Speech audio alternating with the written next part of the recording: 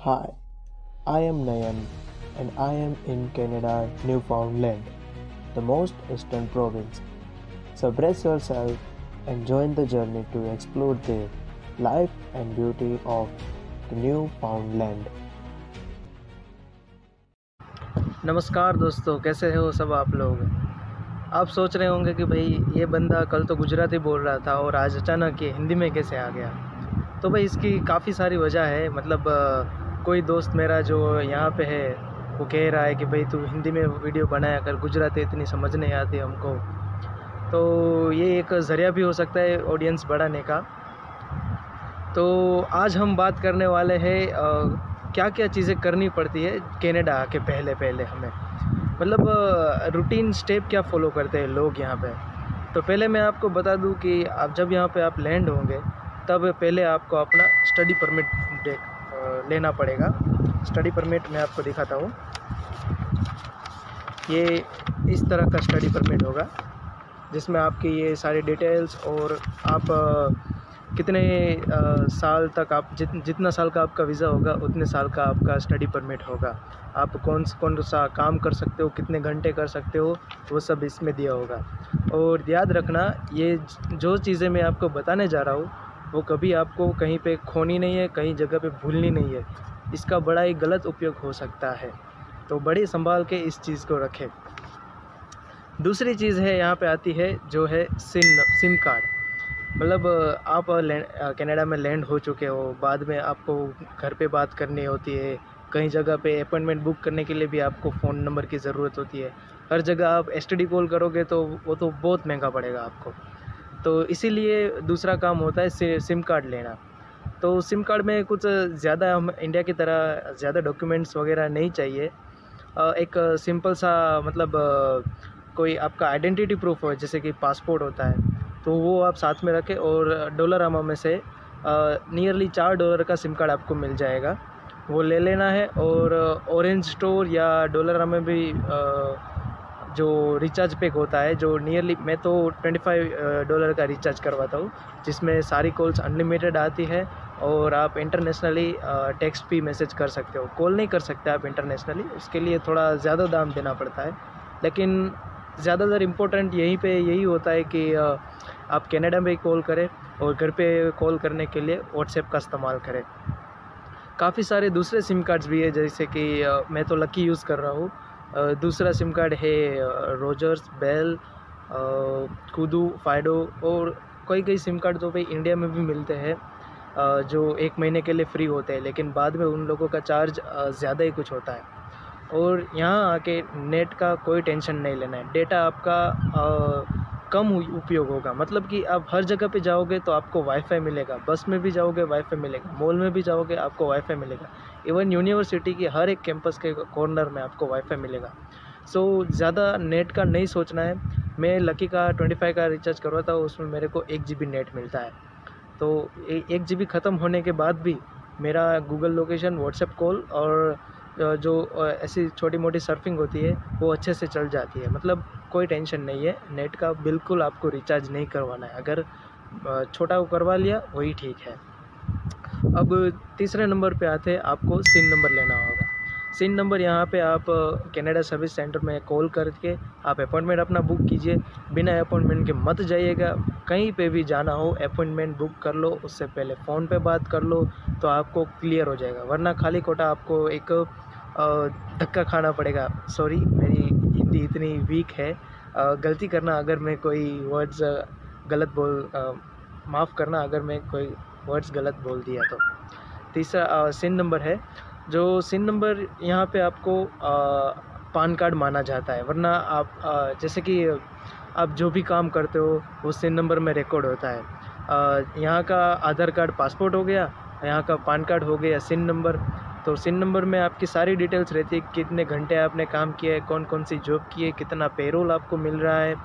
ये सिन नंबर कई जगह पे ज़रूरी भी होता है, जैसे कि कोई बैंक अकाउंट आपने खोलना हो। ऑब्वियसली आप यहाँ के बैंक अकाउंट खुलवाओगे, जीएसटी अपनी जो लेनी है, तो सिन नंबर बहुत ही ज़रूरी है। आप कॉल कीजिए, उनसे बात कीजिए, और आपके पास पासपोर्ट अपना होगा, स्टडी परमिट होगा, तो आपको सिन नंबर जल्दी मिल जाएगा। कई कई बार मैंने ऐसे केसेस भी देखे हैं कि आपका सिन नंबर पे रेड फ्लैग आता है, मतलब कोई टेक्निकल डिफ़िकल्टी या किसी वजह से कई लोगों के सिन नंबर जल्दी नहीं मिलते एक ही दिन में। मैं गया था तो मेरा एक दिन में हो गया था, मेरे दोस्त का रेड फ्लैग दिखा रहा था, मतलब कोई दिक्कत आ रही थी, तो उसको बोला गया कि आप थोड़ी देर ठहर जाओ और 1-2 दिन में आपको अपने पोस्ट पे सिन नंबर मिल जाएगा। अगर कोई दिक्कत होती है तो ये लोग खुद आपको कांटेक्ट करने, आपको कहीं पे जाने की या कोई तकलीफ़ लेने की ज़रूरत नहीं है। चौथा है एमसीपी कार्ड। एमसीपी यहाँ का मेडिसिनल प्लान है, जो हमारे इंडिया में माँ अमृतम योजना या कई सारी ऐसी गवर्नमेंट की स्कीम है कि जो हॉस्पिटल में आप जाते हो तो डिस्काउंट वगैरह कुछ ना कुछ मिलता है, सरकार की तरफ से कोई सहायता मिलती है। तो एमसीपी ऐसा कुछ है। काफ़ी सारे लोग का गलत मतलब निकलता है कि एमसीपी अगर आ गया तो आपको फ्री ऑफ कॉस्ट सभी दवाएं सब ट्रीटमेंट मिलेगी। ऐसा बिल्कुल नहीं है। एमसीपी है वो सिर्फ आपको कंसल्टिंग फ़ीस ही प्रोवाइड करती है, मतलब आपको डॉक्टर को मुलाकात करनी है तो ही आपको प्रोवाइड करेगी। ट्रीटमेंट के लिए अलग खर्चा होता है, वो ट्रीटमेंट का खर्चा आपका जो भी इंश्योरेंस पॉलिसी लिया है, कई दफ़ा यूनिवर्सिटी प्रोवाइड करती है, जैसे हमारी यूनिवर्सिटी है वो ग्रीन शील्ड और गार्डमी दो ऐसे इंश्योरेंस है वो प्रोवाइड करते हैं। सेमेस्टरली हम इंश्योरेंस का नियरली $200 या उतना पे करते हैं। जिस तरह से आपका प्लान होगा उसी तरफ से आपको अपना इंश्योरेंस का पे करना पड़ेगा। ज़रूरी नहीं है इंश्योरेंस आपको ख़रीदना है। अगर आपके पास इंश्योरेंस ख़रीदा हुआ है तो यूनिवर्सिटी वालों से बात कीजिए और उसे ड्रॉप करने के लिए कीजिए, क्योंकि हर सेमेस्टर में 200 का खर्चा आपको बहुत महंगा पड़ सकता है।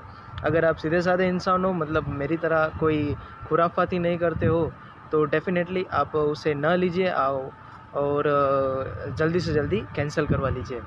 तो फिर बाद में आता है बस कार्ड लेना। ये सब सारी जगह पे जाओगे आप, एमसीपी निकालने जाओगे, सिन नंबर निकालने जाओगे, तो आपको बस पास की खास ज़रूरत पड़ेगी। अब बस पास मंथली $78 का पड़ता है और सेमेस्टरली जो हर सेमेस्टर होता है हमारा 4-4 महीने का, वो थोड़ा पर मंथ से कम पड़ता है, मतलब वो थोड़ा सस्ता पड़ता है।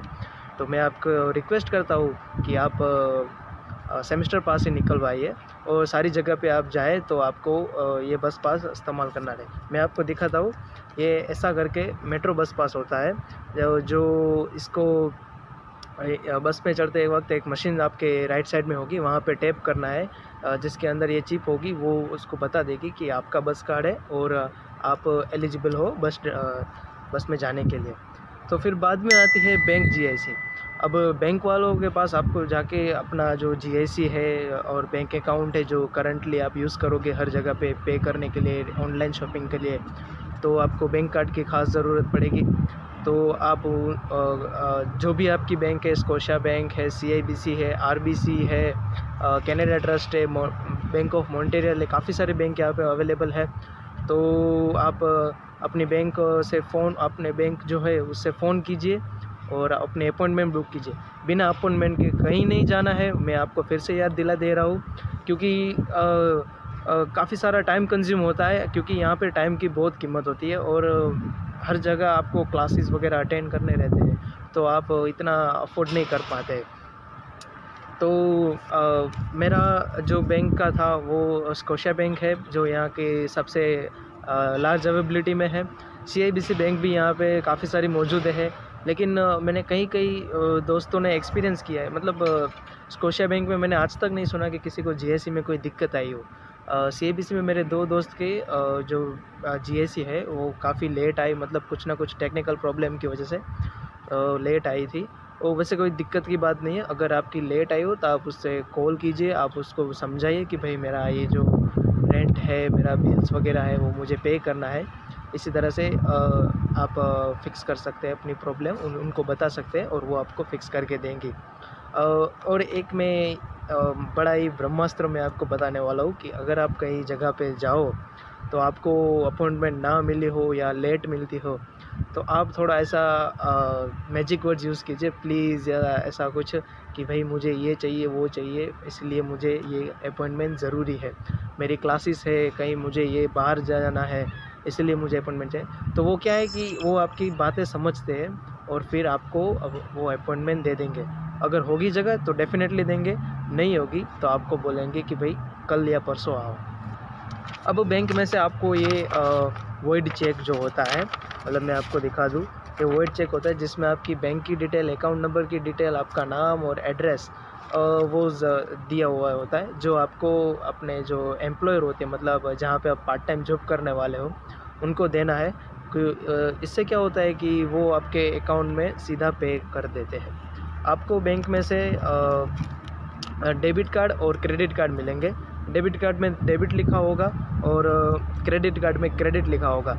वो जो इनका सारा मसला है वो आपको बैंक वाला ही समझाएगा, क्योंकि ये मसला बहुत ही गहरा है। और मैं प्रेफर करूँगा कि हर जगह आप जाए तो अपना क्रेडिट कार्ड यूज़ करें।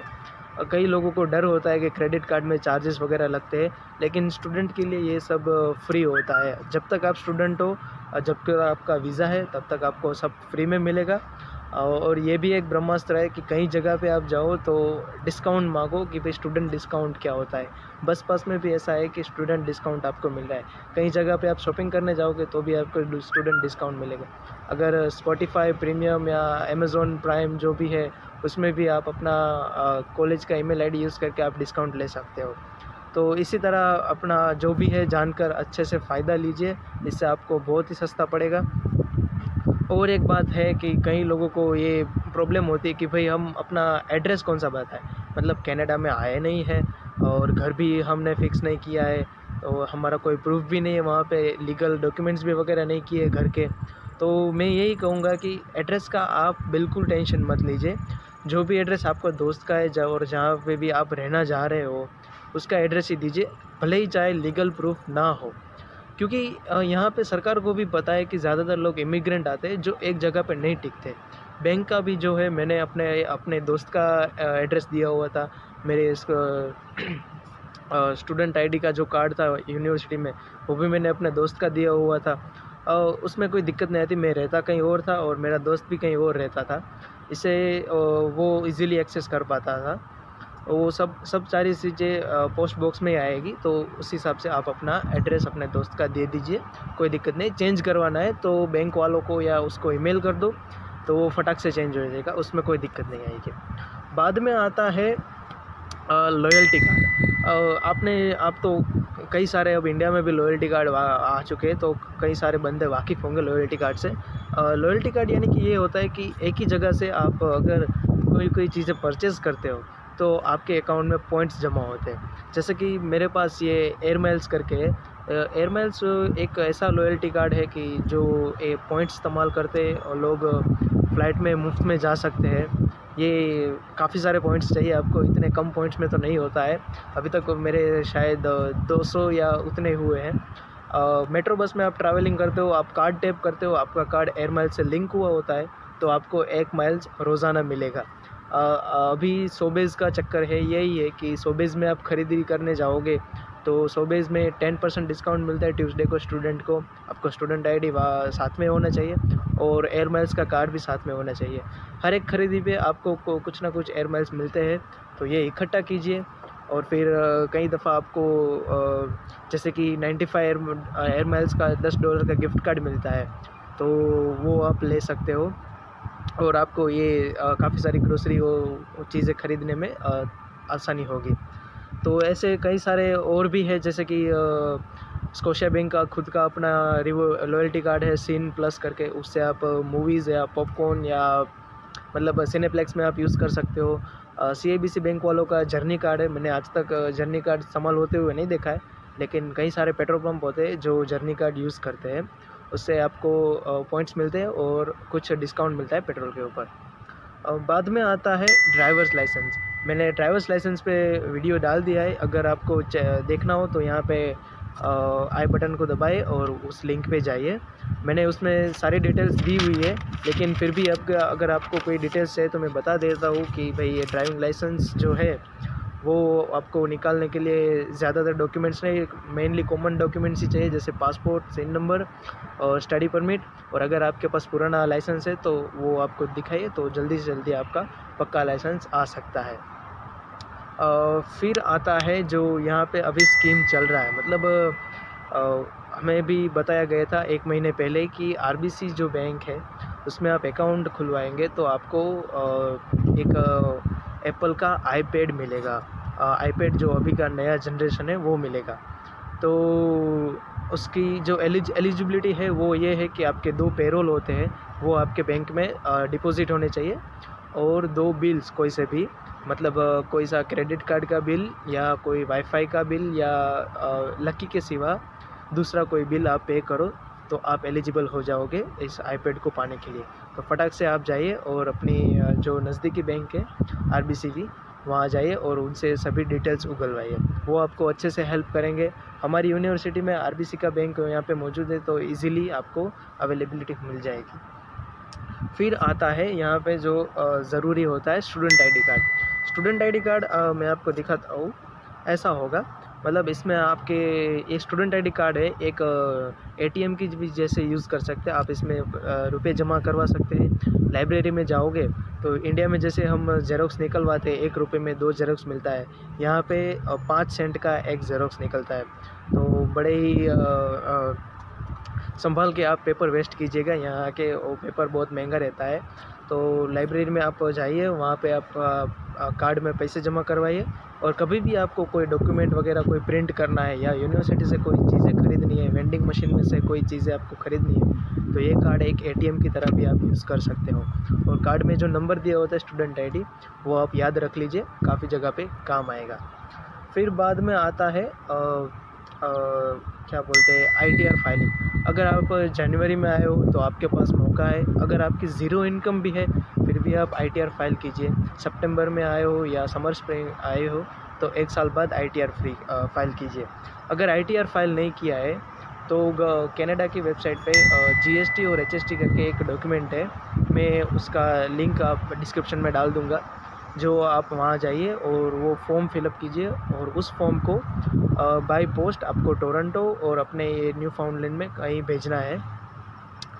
जिससे क्या होता है कि आप जो टैक्स पे करते हो, मतलब जो टैक्स आपका कट के आता है पेरोल में, उसकी बात नहीं कर रहा हूँ मैं, उस चीज़ों की बात कर रहा हूँ कि जैसे आप कहीं जगह पे खरीदी करने गए, डॉलरामा में, वॉलमार्ट में, डोमिनियन में, सोबेज में, कहीं पे भी, तो जहाँ वहाँ पे जो आप टैक्स पे करते हो उसका आपको बेनिफिशियरी मिलता है, मतलब क्वार्टरली 100 या $150 की जितना मिलता है। मैंने अभी तक वो प्रोसेस कंप्लीट नहीं किया है, जैसे ही कुछ अपडेट मिलती है मैं आपको तुरंत बताऊंगा। फिर बाद में आता है फूड बैंक। नए कनाडा में आए हो, इतना खर्चा करने का, जेब ढीली करने का मन बिल्कुल नहीं होगा आपका, मतलब आके ही डॉलर में खर्चा कर दिया तो ऐसे दिमाग में बिलिंग घुसता रहेगा, अभी 60 रुपये गए, 60 रुपये गए, 60 रुपये गए। तो फूड बैंक होता है कि जो आपको सपोर्ट देता है, मतलब स्टार्टिंग के दिनों में आप फूड बैंक जो है वो लीजिए अपना, उसमें राइस वगैरह कुछ बेसिक चीज़ें जो होती है वो आपको दी जाएगी, और कैन फूड होते हैं जिससे आप अच्छे से दिन गुजारा कर सकते हो। ये इनफ होता है, 15 दिन या 20 दिन तक अकेला बंदा फूड बैंक को यूज़ करके ज़िंदा रह सकता है। तो फिर उस हिसाब से आपकी आदत बन जाएगी और यहाँ के माहौल से आप वाकिफ़ हो जाओगे, तो फिर आप खर्चा करना है जो भी बैंक का अकाउंट का कई लोगों का दिक्कत होता है तो वो भी सोल्व हो जाएगा, और फिर आप यहाँ आके अपना सब कुछ रेगुलरली चालू कर सकते हो। अब कई लोगों को दिक्कत आती है कि भाई ये सब हम जाने कहाँ से, तो भाई एक मैं बात बोलना चाहूँगा कि जो भी चीज़ें आपको आज भी इंफॉर्मेशन मिले तो उसको आप इकट्ठा कीजिए, उसको जाके गूगल पे डालिए या किसी 2-4 बंदे या अपने सीनियर से बातें कीजिए, तो उससे क्या है कि आपको उन चीज़ों के बारे में पता रहेगा। एक और मैं इम्पोर्टेंट चीज़ आपको बताना चाहूँगा कि अगर आप बाहर खाने के शौकीन हैं, मुझे पता है कि कनाडा आने के बाद आप टिम हॉर्टन्स, मैकडी या सबवे उस पर रियलाइज़ ज़्यादा रहते हैं, अगर आप घर का खाना नहीं बना सकते हो तो आप यहाँ पे आओ और ये सारी एप्लीकेशन मोबाइल में इंस्टॉल कीजिए। मतलब जिन जगह पे जाओगे, आप सोबेज में भी जाओगे तो उसकी भी एप्लीकेशन मिलेगी, डॉलरामा में भी आपको एप्लीकेशन मिलेगी, वॉलमार्ट, कैनेडियन टायर, जो भी डोमिनोज़, सबवे, मैकडॉनल्ड, ये सब के आपको एक एप्लीकेशन मिलेगी प्ले स्टोर में, वो इंस्टॉल करनी है। और जब भी आप ख़रीदने जाते हो तो आपके कुछ पॉइंट्स इकट्ठा होंगे, मतलब आपको उन पॉइंट्स रिडीम करके आप फ्री फूड भी ले सकते हो। ध्यान रखना, इन पॉइंट्स की लालच में आगे ज़्यादा खरीदी नहीं करना है, ये सब ग्रीडीनेस होता है, मतलब आप ज़्यादा पॉइंट्स कलेक्ट करने के चक्कर में आप ज़्यादा खरीदी करते हैं और उन लोगों का उतना ही फ़ायदा होता है। तो ये सब सारी चीज़ें थोड़ी अनहेल्दी होती है, मतलब कुछ कुछ दफ़ा करो आप तो कोई दिक्कत नहीं है, ज़्यादातर इसकी आदतें नहीं डालनी है। तो बस दोस्तों, आज के लिए इतना ही। मुझे बताइए कि आपको इस वीडियो में क्या कोई डाउट है, तो वो मैं आपको क्लियर कर सकता हूँ। तो चलिए दोस्तों, आज का वीडियो यहीं तक। ऐसे ही अनोखी जानकारी जानने के लिए मेरे साथ बने रहिए और मेरी वीडियो को लाइक, शेयर और सब्सक्राइब ज़रूर कीजिएगा। तो चलिए मिलते हैं, see you later with the new findings in Newfoundland.